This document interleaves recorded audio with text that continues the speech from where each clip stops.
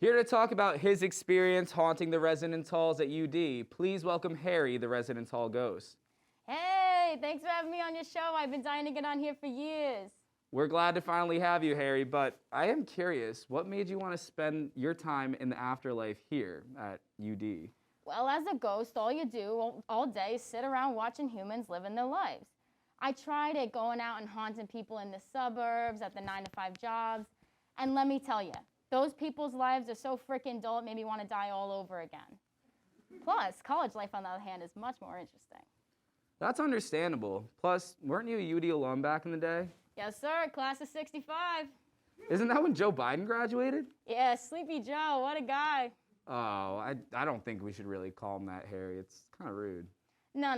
You don't know the story behind the nickname Sleepy Joe. Oh, okay. What's the story? Started back in the 60s when we were both freshmen at UD.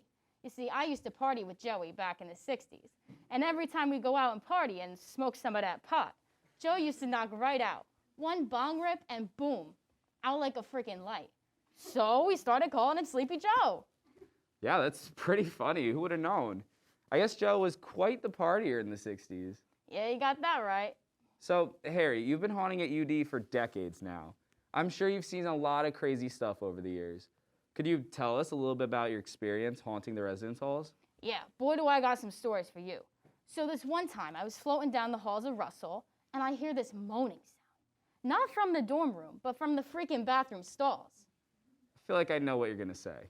These kids were doing it in the bathroom stall, and I mean full-on humping and bumping in there, right on top of the public toilets. Okay, that's pretty nasty considering how many people use those things a day. Yeah, repulsive even.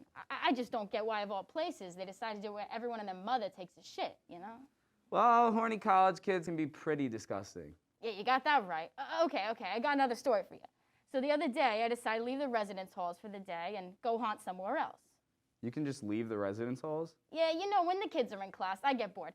Anyway, I followed this one kid to class, and he sits down in lecture, and what falls out of his bag? A freaking beer bong. Boom, right on the floor.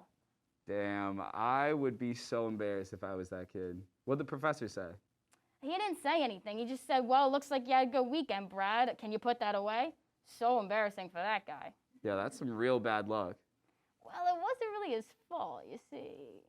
Are you saying you did that to him? Maybe I did, maybe I didn't. Oh, that's messed up, Harry. He could have gotten in trouble because of you. Well, the kid deserved it. I don't know. Why'd he deserve it? I overheard him saying ghosts aren't real. I got real pissed off and thought to myself, this kid needs some bad luck. I mean, plus his name's Brad. That alone means he deserves it, right? All right, I can agree with the Brad part, but still, you shouldn't mess with other people. It's just not right. Yeah, well, I'm a friggin' ghost, so what do you want from me? Fair point. Well, anyway, thanks for coming on the show and telling us about your time at UD. It's been my pleasure. Stay spooky, my friends. We'll be right back.